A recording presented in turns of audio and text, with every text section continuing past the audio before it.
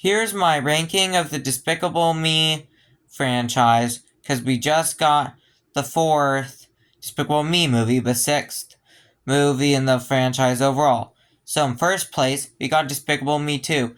A classic movie, classic gags. Yeah, Dr. Nefario got some good scenes. We also have some good purple minion scenes. El Macho was a good villain, and Gru and Lucy have a dynamic. And then Margot also has a little bit of a story that carries through the movie. Yeah, Gru, a former supervillain, turning into a super spy. Yeah, that's a fun movie right there, people.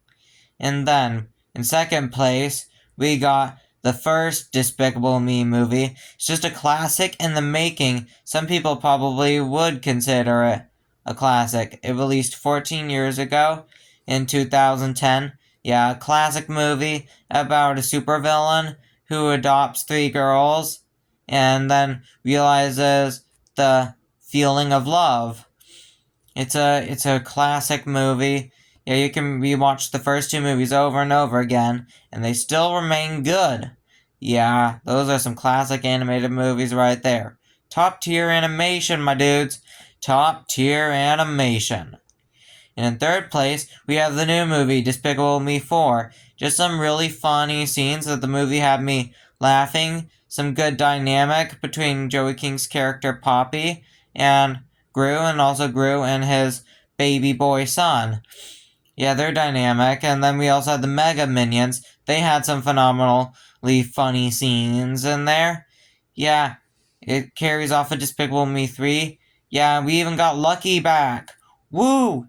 Yeah, Despicable Me 4 is an awesome new addition to the 2024 movie catalog.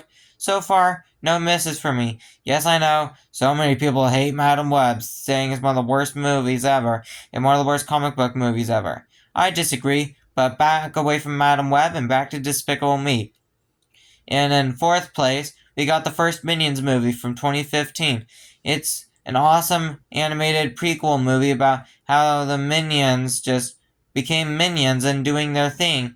And their first villain wasn't Gru, it was Scarlet Overkill, played by Sandra Bullock, and her husband, Herb, voiced by John Hamm. Yeah, it's a funny movie. We got lots of star power. Michael Keaton's in there. Yeah, it's a really good origin story for how the Minions became Minions. It's a little underrated in my opinion, because it's an awesome addition to the Despicable Me franchise.